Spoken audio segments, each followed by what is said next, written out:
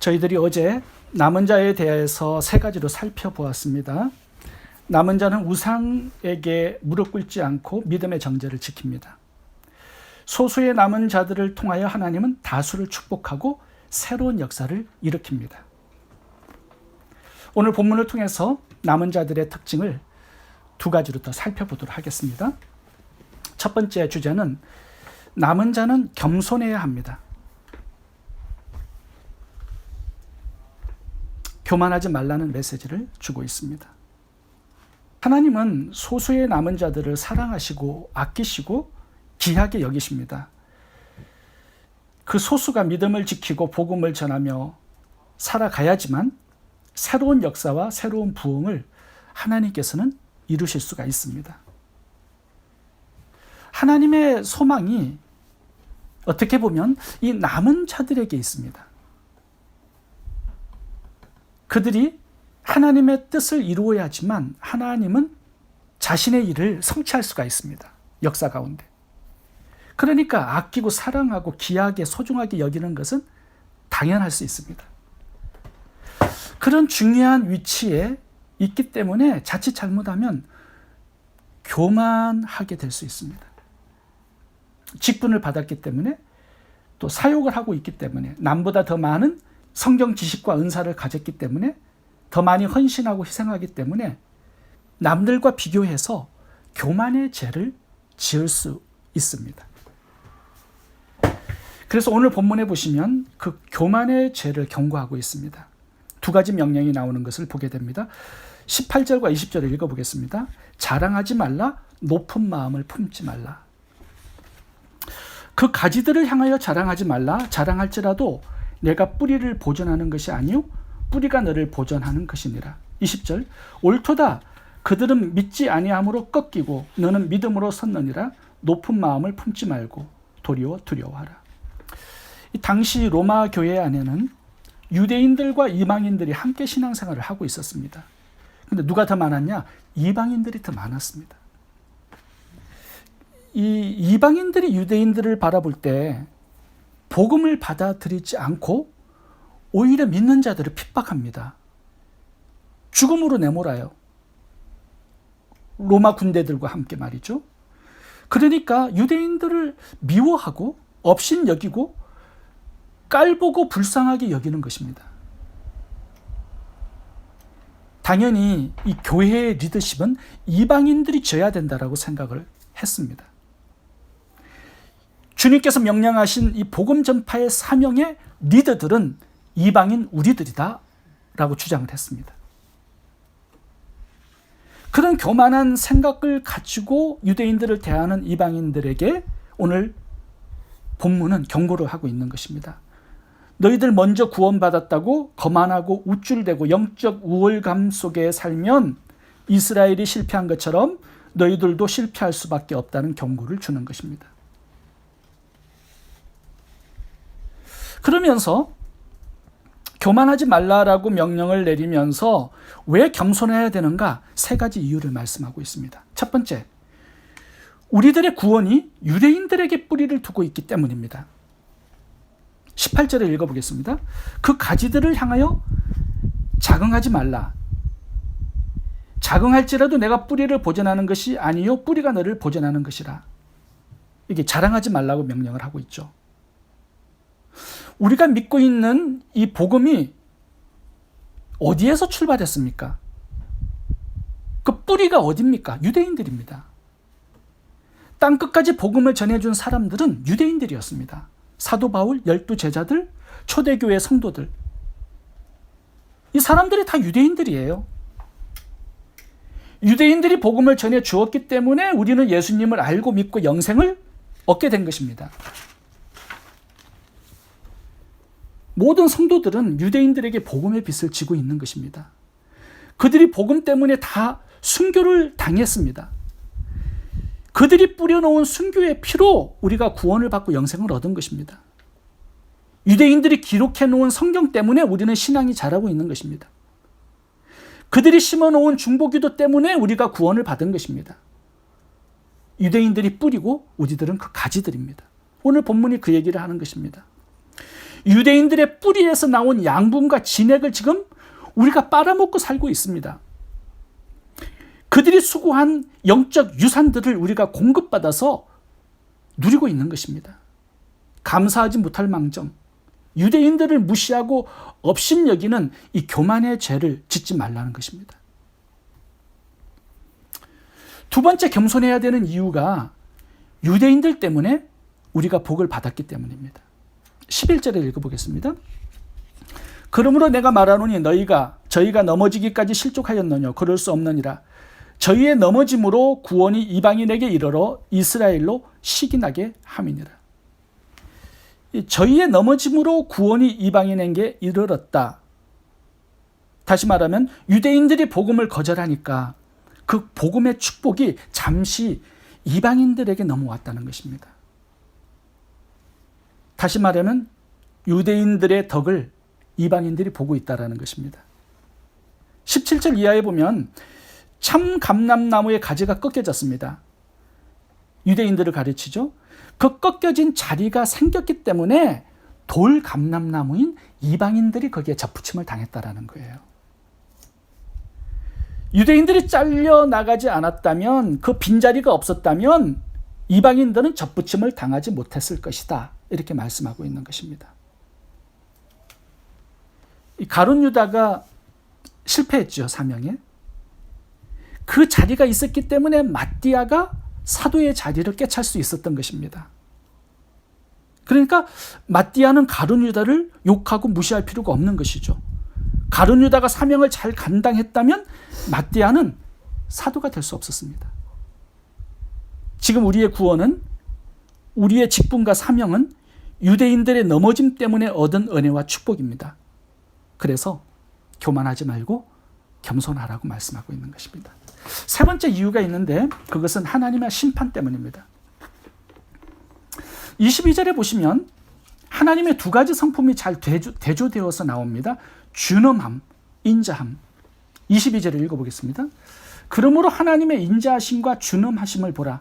넘어지는 자들에게는 준엄하심이 있으니 너희가 만일 하나님의 인자하심에 머물러 있으면 그 인자가 너희에게 있으리라. 그렇지 않으면 너도 찍히는 바 되리라.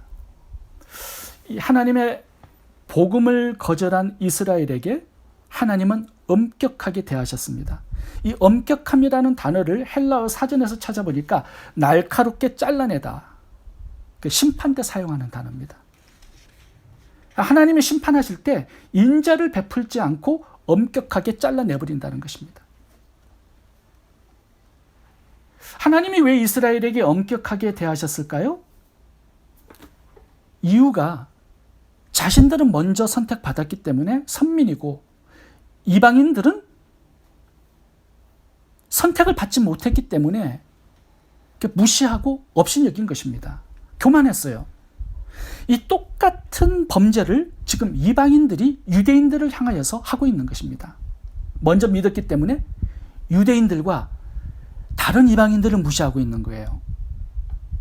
하나님이 이 원가지를 엄격하게 잘라냈듯이 교만한 너희들도 하나님께서 엄격하게 대하겠다, 이렇게 경고를 하고 있습니다. 여기 보시면 넘어지는 자들은 어떤 자입니까? 먼저 구원받았다고, 남보다 더 많이 알고 교회 생활 오래 했다고 남들을 낮게 여기고 업신여기는 사람들입니다. 결국 어떻게 되느냐? 너희도 찍히는 바 되리라. 엄하게 대하겠다라는 것입니다. 그래서 이렇게 말씀합니다. 인자하심에 머물러 있으라. 이 뜻은 겸손하라는 것입니다. 구원받지 못한 자들을 긍휼히 여기고 사도 바울처럼 아픈 마음, 고통의 마음, 기도하는 마음, 복음을 전하라는 것입니다. 우리가 복음을 모르는, 복음을 거절하는 사람들에게 영적 우울감을 가지고 있을 수 있습니다. 그리고 그들을 무시하고 업신여기고 낮게 여기는 영적 교만을 가지고 있을 수 있습니다. 이 우월감과 영적 교만이 나를 넘어지게 하는 독소라는 사실입니다. 하나님의 엄격한 심판과 찍힘을 당하는 그런 죄가 될 수 있다는 사실을 우리가 기억할 수 있어야 되겠습니다. 그 겸손함이 남은 자의 첫 번째 특징이다, 이렇게 말씀합니다. 두 번째 남은 자의 특징은 복음의 사명에 집중하는 것입니다. 제가 어제 이 주제를 가지고 말씀을 나누었습니다.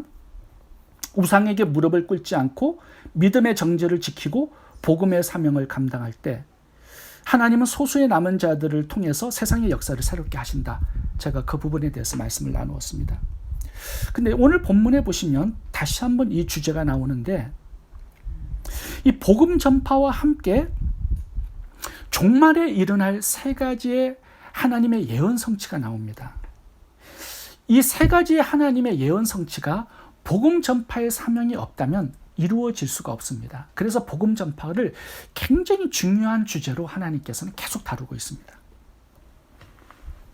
종말에 일어날 세 가지 중요한 사건들이 복음 전파와 맞물려서 돌아가는데, 첫 번째는 이방인의 숫자가 채워지는 것, 두 번째는 이스라엘이 구원받는 것, 세 번째는 주님의 재림입니다.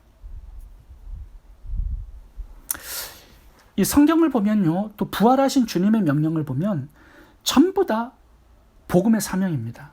다른 거 없습니다. 온 천하에 다니며 만민에게 복음을 전파하라. 가서 모든 족속으로 제자를 삼아라. 땅끝까지 내 정인이 되어라. 사람 낚는 어부가 되어라. 모든 하나님의 명령이 복음 전파의 사명에 맞추어져 있습니다. 왜냐하면 이 복음 전파의 사명을 감당하는 사람이 있어야 주님의 재림 직전에 일어날 이 세 가지의 예언이 성취될 수가 있습니다. 이방인의 숫자가 채워지고 이스라엘이 국가적으로 회개하고 주님께 돌아오고 주님의 재림이 오게 되는 것입니다. 사도 바울이 왜 복음 전파의 사명에 목숨을 들였는가? 이 세 가지의 종말에 일어날 일들 때문입니다. 이방인의 숫자가 채워져야 이스라엘이 구원받습니다. 그리고 주님의 재림이 오게 됩니다. 사도 바울은 이 세 가지의 순서를, 이 비밀을 깨닫게 되었다라고 말씀합니다. 그래서 사도 바울은 동족에게 가지 않았습니다. 이방인들에게 나아가서 복음을 전했죠. 왜요? 이방인의 숫자가 채워져야 이스라엘이 돌아올 수 있다는 이 비밀을 알았기 때문입니다. 그래서 사도 바울은 이방인 전도에 목숨을 바쳤습니다. 그것이 동족이 들어오고 예수님의 재림이 올 수 있는 비결이었기 때문에 그런 것입니다. 25절부터 27절까지 읽어보도록 하겠습니다. 형제들아, 너희가 스스로 지혜 있다 하면서 이 신비를, 이 비밀을 너희가 모르기를 내가 원치 아니하노니, 이 비밀은 이방인의 충만한 수가 돌아오기까지 이스라엘에 더르는 우둔하게 된 것이라. 26절, 그리하여 온 이스라엘이 구원을 받으리라. 기록된 바 구원자가 시온에서 오사, 주님의 재림이죠, 야곱에게서 경건하지 않는 것을 돌이키겠고 내가 그들의 죄를 없이 할 때에 그들에게 이루어질 내 언약이 이것이라 함과 같으니라. 사도 바울은 이방인의 충만한 숫자가 채워져야 이스라엘이 돌아온다라는 이 비밀을 깨닫게 되었을 때 이방인의 숫자를 채우기 위해서 그는 인생을 드리게 되었습니다. 사도 바울이 9장, 10장, 로마서 11장에 걸쳐서 왜 이스라엘, 우리 민족은 하나님께 버림을 받았습니까? 우리 민족은 미래가 있습니까? 결론적으로 구원을 받게 됩니까? 이 기도 제목으로 하나님께 오랜 세월 기도했습니다. 그런데 하나님께서는 이스라엘이 반드시 마지막 때 돌아오게 될 것이다. 언제? 이방인의 숫자가 채워진 다음에, 이렇게 하나님께서 가르쳐 주셨다는 것입니다. 자, 무엇을 근거로 이렇게 사도 바울은 오늘 본문에 말씀을 하고 있냐면 구약의 예언입니다. 지금 26절과 27절은 이사야 27장과 예레미야 31장을 근거로 하고 있습니다. 이스라엘이 종말에 주님께 돌아온다는 것입니다. 그리고 다니엘서와 요한계시록을 보셔도 이 예언이 나와 있습니다. 적그리스도가 유대인들과 손을 잡고 예루살렘에 그들이 원하는 성전을 건축해 줍니다. 성전을 건축하고 이제 주님의 재림이 3년 반 남았을 때 이 성전 안에 들어가서 보좌에 앉아서 적그리스도가 나는 하나님이다라고 선포를 하게 되죠. 이스라엘은 그때야 깨닫습니다. 우리가 속았구나. 2000년 전에 우리가 죽인 그 예수가 우리의 구원자요, 성경에서 말하는 메시아 맞구나. 비로소 깨닫게 되고 이제 그리스도를 믿고 국가적으로 회개하는 운동이 벌어지고 국가적으로 민족적으로 구원을 받게 된다는 것이죠. 그렇게 함으로 어떻게 되느냐? 하나님께서 이제 이스라엘 백성들을 쓰셔서 예수 그리스도의 재림을 준비하는 사명을 그들에게 맡기십니다. 요한계시록을 보시면 이제 두 증인이 나오고 두 촛대가 나오고 14만 4천 명의 마지막 주님의 재림 때 복음을 전가하는 복음 전파자의 사명자들이 나옵니다. 그들이 어디서 나오냐? 12지파에서 나옵니다. 주님의 마지막 재림은 유대인들이 복음으로 감당하게 될 것이다. 이렇게 예언을 하고 있습니다. 11절과 15절을 제가 읽어보도록 하겠습니다. 저희의 넘어짐이 세상의 부유함이 되며 저희의 실패가 이방인의 부유함이 되거든 하물며 저희의 충만함이리요. 15절 저희를 버리는 것이 세상의 함옥이 되거든 그 받아들이는 것이 죽은 자 가운데서 사는 것이 아니면 무엇이리요. 16절 제사하는 처음 익은 곡식가루가 거룩한 적 떡덩이도 그러하고 뿌리가 거룩한 적 가지도 그리하리라. 여기 보시면 이스라엘이 복음을 거절한 것이 이방인의 구원이 되었습니다. 그들의 실패한 것이 이방인의 구원에 충만한 숫자가 채워지는 기회가 되었습니다. 이스라엘이 잘려버린 받은 것이 이방인들에게는 하나님께 접붙임이 되었습니다. 이스라엘의 실패와 버림당함이 이 정도로 이방인에게 축복을 가져왔다면 이스라엘이 복음을 믿고 예수님께 돌아오게 된다면 그것은 세상에 얼마나 큰 축복을 가져오겠느냐? 지금 이렇게 나오는 것입니다. 죽은 자들이 살아나는 이 생명의 부활의 기폭제가 되지 않겠느냐? 사도 바울은 지금 이렇게 말씀하고 있는 거예요. 이스라엘이 이제 종말에 예수님을 믿고 국가적으로 구원받은 자들이 생깁니다. 그때는요, 전 세계적으로 예수님을 믿는 수많은 민족들이 생겨날 것이다. 지금 이 부분을 말씀하고 있는 것입니다. 이것을 다시 한번 16절에서 제사법으로 다시 한번 강조하고 있습니다. 16절을 제가 읽어보겠습니다. 제사하는 처음 익은 곡식가루가 거룩한 적 떡덩이도 그러하고 뿌리가 거룩한 적 가지도 그러하니라. 지금 처음 익은 곡식가루가 뭘까요? 또 떡덩이는 뭡니까? 뿌리는 뭐고 또 가지는 뭡니까? 무엇을 지금 말씀하고 있는 것입니까? 레위기의 제사법을 얘기하고 있는 거예요. 처음 익은 곡식가루는 하나님께 첫 열매로 드려진 것입니다. 그렇게 되면 어떻게 되죠? 나머지 전체도 드려진 것이 된다는 거예요. 떡덩이 전체가 하나님께 드려진 거룩한 제물이 되었다는 것입니다. 이스라엘 전체를 지금 하나로 보고 있는 것입니다. 지금 첫 곡식가루는 뭐예요? 하나님께 드려진 첫 곡식가루. 그들의 조상을 얘기하는 거거든요. 그들의 조상을 봐보세요. 아브라함, 다윗. 구약의 조상들은 예수님의 초림의 쓰임을 받았죠. 그 초대교회의 성도들을 봐보세요. 12제자들, 사도 바울, 초대교회 성도들을 봐보세요. 그들은 목숨을 들여서 복음을 땅끝까지 전파해 준 사람들입니다. 하나님께 드려진 첫 곡식가루였어요. 12지파, 12제자들. 그렇기 때문에 이스라엘 전체가 하나님께 드려진 거나 마찬가지다. 이렇게 지금 하나로 보고 있는 것입니다.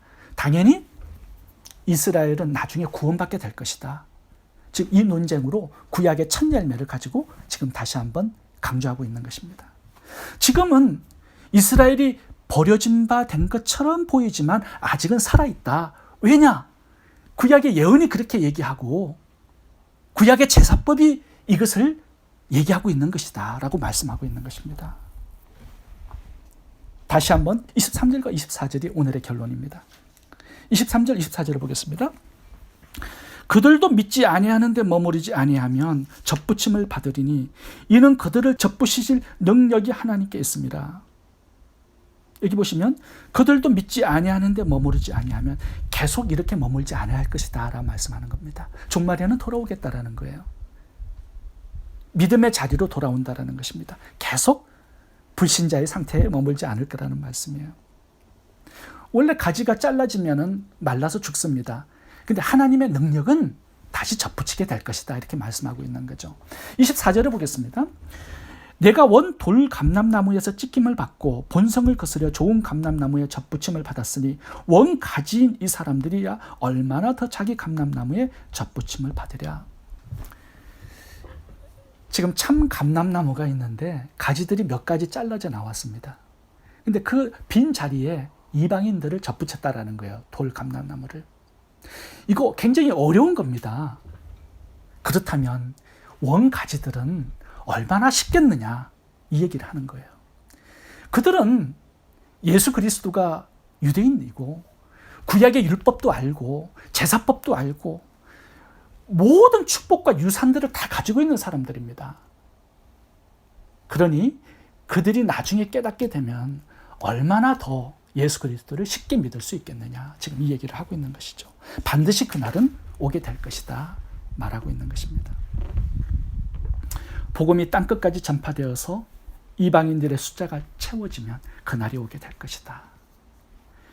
이스라엘이 주님께 돌아오게 되면 그들이 땅끝까지 복음을 전파하는 예수 그리스도의 재림을 준비하는 사명자들이 될 것이다. 이것이 역사의 끝에 일어날 하나님의 시나리오고 비밀이다, 이렇게 말씀을 하고 있습니다. 역사의 최후의 드라마는 다시 이스라엘 민족이 예수님께 돌아와서 부흥의 주역이 될 것이다라는 것입니다. 아직도 지구상에는 복음을 받아들이지 않는 두 민족이 있습니다. 이슬람과 이스라엘이에요. 그런데 지금 이스라엘에는 어떤 일이 일어나고 있냐 하면요, 부흥의 징조들이 일어나고 있습니다. 제가 이스라엘을 사역하고 있는 선교사님 두 분을 개인적으로 잘 알고 있어요.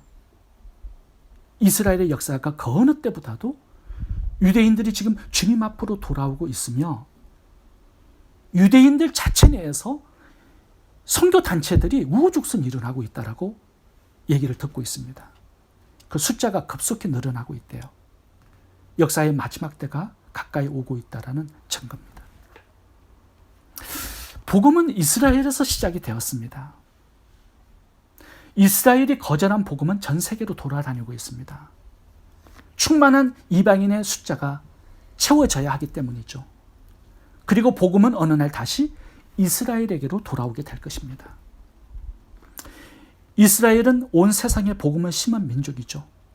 심은 것은 반드시 거두게 되어 있습니다. 그게 하나님의 영적인 법칙이에요. 자기네들이 심은 거 나중에 자기네들이 거두게 될 것입니다. 이스라엘은 복음을 가지고 그리스도의 재림을 준비하는 사명을 감당하게 될 것입니다. 그리고 주님은 재림하게 되고 하나님의 역사는 그것으로 종말을 맞게 될 것입니다. 자, 결론입니다. 누구를 통하여 이방인의 충만한 숫자가 채워질까요? 누구를 통하여 이스라엘이 예수님께 돌아올까요? 누구를 통하여 예수님의 재림이 준비될까요?